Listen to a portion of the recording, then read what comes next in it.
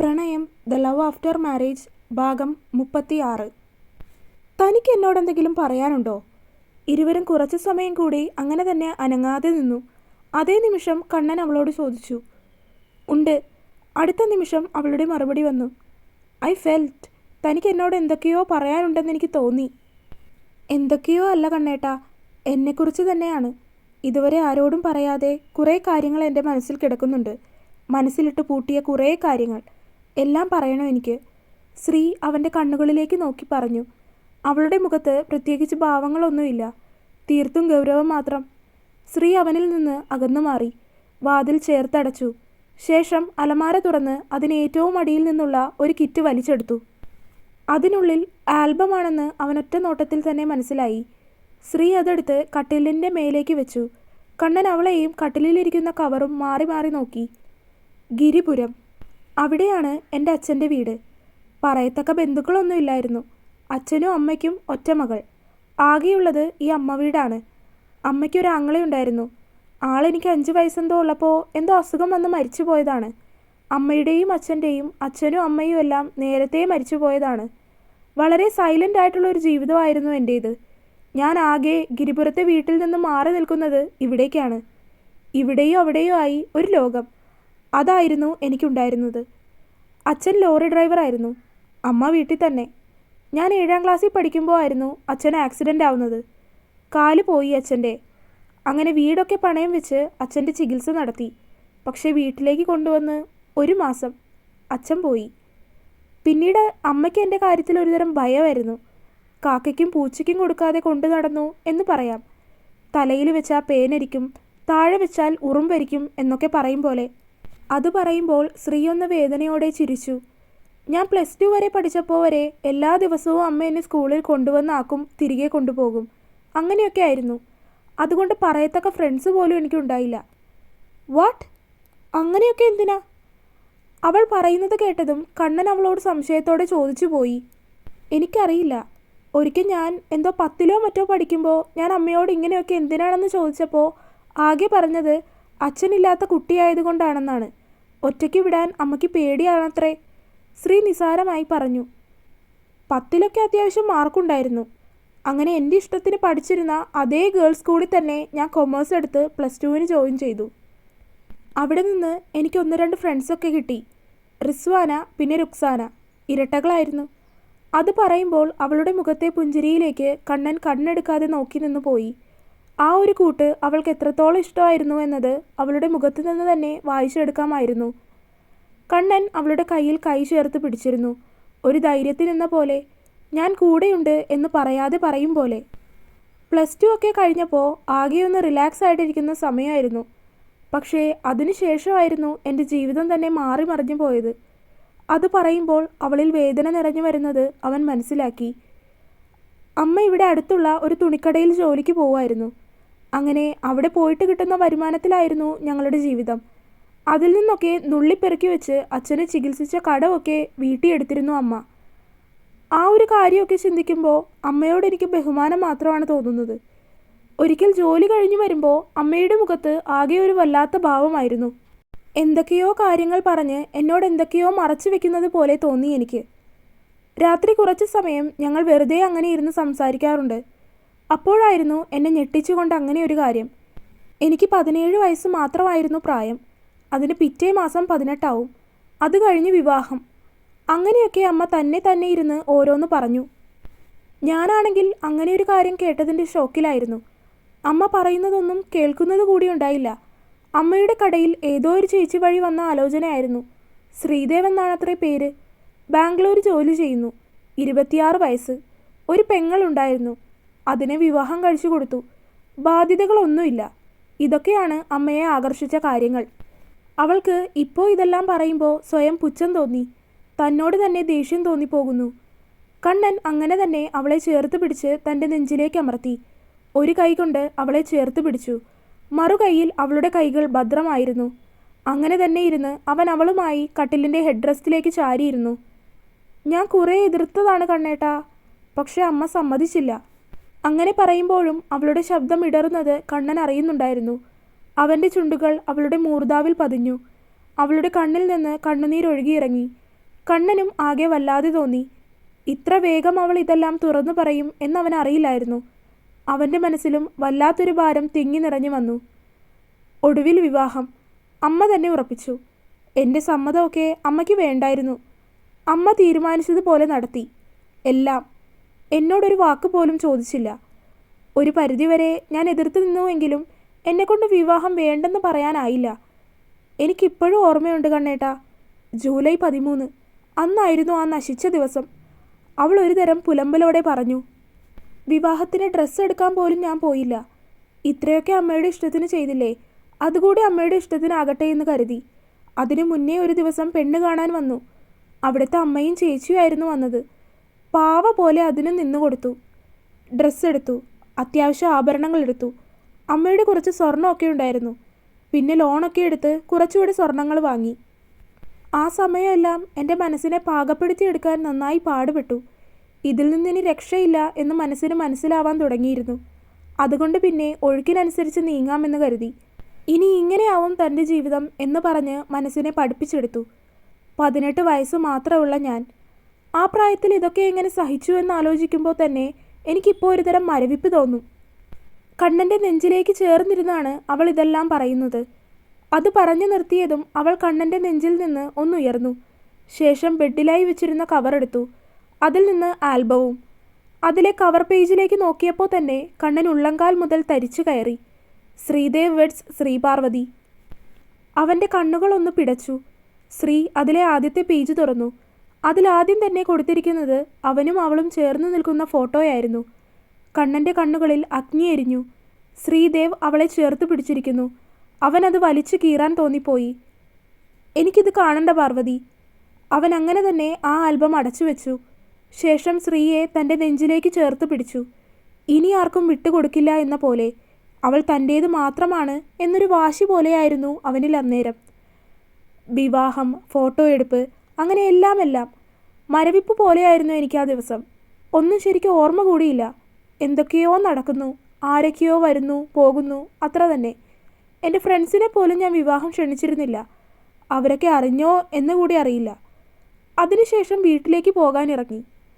ആ സമയം ഞാൻ കരഞ്ഞില്ല. പക്ഷെ ഞാൻ നോക്കുമ്പോൾ അമ്മ കരയുന്നു. അതെന്തിനാണെന്ന് എനിക്ക് മനസ്സിലായില്ല. പക്ഷേ പിന്നീട് ഞാൻ കരഞ്ഞു. അതൊരിക്കലും അമ്മയെ പിരിഞ്ഞു പോകുന്നതിലുള്ള കണ്ണുനീരായിരുന്നില്ല. കൂടുതൽ ഒന്നിനും നിൽക്കാതെ ഞാൻ വണ്ടിയിലേക്ക് കയറി. അവിടെ നിന്ന് നേരെ അയാളുടെ വീട്ടിലേക്ക്. അവിടെ തന്നെയായിരുന്നു അന്ന് നിന്നത്. ആരും ഇല്ലാത്തത് പോലെ തോന്നി എനിക്ക്. ശരിക്കും ഒറ്റപ്പെടുന്നത് പോലെ. അവിടുത്തെ അമ്മയും ചേച്ചിയും ഒക്കെ എന്തൊക്കെയോ വന്ന് സംസാരിക്കും. ഒടുക്കം രാത്രിയായി. അത് പറയുമ്പോൾ തന്നെ അവളുടെ കണ്ണുകളിലേക്ക് ഭയം ഉരുണ്ടു കയറി. ഇപ്പോഴും അതൊക്കെ കൺമുന്നിൽ തെളിഞ്ഞു വരുന്നത് പോലെ. കണ്ണൻ അവളെ കൂടുതൽ തന്നിലേക്ക് ചേർത്ത് പിടിച്ചു. രാത്രി ഞാൻ മുറിയിലേക്ക് കയറുമ്പോൾ അയാൾ അവിടെ ഉണ്ടായിരുന്നില്ല. മുറിയൊക്കെ എൻ്റെ വീട്ടിലുള്ളതിനേക്കാളും സൗകര്യമുള്ളതായിരുന്നു. കുറേ നേരം ഞാൻ കട്ടിലിരിക്കുമായിരുന്നു. പക്ഷേ പെട്ടെന്ന് ഉറങ്ങിപ്പോയി. സാരിയുടെ ബ്ലൗസിൻ്റെ പുറത്തൂടെ എന്തോ ഇഴയുന്നത് പോലെ തോന്നിയപ്പോഴാണ് ഞാൻ കണ്ണു തുറന്നത്. നോക്കുമ്പോൾ അയാളാണ്. ഞെട്ടലോടെ കണ്ണു തുറന്ന് എഴുന്നേക്കാൻ നോക്കി. പക്ഷെ അപ്പോഴേക്കും അയാൾ എന്നിലേക്ക് അമർന്നിരുന്നു. പിന്നെ എനിക്കൊന്നും ഓർമ്മയില്ല കണ്ണേട്ടാ. എനിക്ക് വേദനിച്ചു. എന്നെ എന്തൊക്കെയോ ചെയ്തു. എനിക്ക് ഓർമ്മ പോലുമില്ല. എന്നെ അയാൾ ഭയത്തോടെ അവൾ അവൻ്റെ ഷർട്ടിൽ മുറുക്കി പിടിച്ചു. പാർവതി, ഒന്നുമില്ല, ഏയ് കരയല്ലേ. അവൻ അവളെ ആശ്വസിപ്പിക്കാൻ ശ്രമിച്ചു. പക്ഷേ അവനെ കൊണ്ടാവുന്നുണ്ടായില്ല. അവളുടെ കണ്ണുനീർ വീണ് അവൻ്റെ ഷർട്ട് നനഞ്ഞു കുതിർന്നു. ഒന്നുമില്ലാട്ടോ. കണ്ണൻ അവളെ തലയിൽ തലോടിക്കൊണ്ട് ആശ്വസിപ്പിച്ചു. പക്ഷേ ശ്രീയാകെ വല്ലാത്തൊരവസ്ഥയിലായിരുന്നു. അവൻ്റെ ഷർട്ടിൽ തന്നെ അവൾ മുറുക്കി പിടിച്ചിരുന്നു. രാവിലെ എഴുന്നേറ്റപ്പോൾ പനിയായിരുന്നു എനിക്ക്. നേരെ ഒന്ന് എഴുന്നേറ്റ് നിൽക്കാൻ പോലും പറ്റുന്നില്ലായിരുന്നു. അതിന് അയാൾ പറഞ്ഞ ന്യായമായിരുന്നു. തലേ ദിവസം അയാൾ മദ്യപിച്ചിരുന്നു എന്ന്. അതിൻ്റെ ഇഫക്റ്റിൽ പറ്റിപ്പോയതാണെന്ന്. പക്ഷേ പിന്നീട് എല്ലാ ദിവസവും അങ്ങനെ തന്നെയായിരുന്നു. അവിടുത്തെ അമ്മയും കണക്കായിരുന്നു. എല്ലാ ജോലികളും എന്നെക്കൊണ്ട് ചെയ്യിപ്പിക്കും. കല്യാണം കഴിഞ്ഞ് പഠിക്കാൻ അയക്കാമെന്നൊക്കെ പറഞ്ഞത് പിന്നീട് വിവാഹം കഴിഞ്ഞാൽ പെൺകുട്ടികൾ പഠിക്കാനും ജോലിക്കുമൊന്നും പോകണ്ട എന്നായി. പകൽ മുഴുവൻ അമ്മയുടെ മെക്കിട്ട് കയറ്റം. രാത്രിയാകുമ്പോൾ മകൻ്റെ കാമകേളികൾ. അങ്ങനെ ശരീരം പോലും മരവിച്ചു പോയിരുന്നു. പീരിയഡ്സ് ആകുന്ന സമയം പോലും എന്നെ അയാൾ. ബാക്കി പറയാനാവാതെ അവൾ വിതുമ്പിപ്പോയി. കണ്ണന് അവനെ കൊല്ലാനുള്ള ദേഷ്യമാണ് തോന്നിയത്.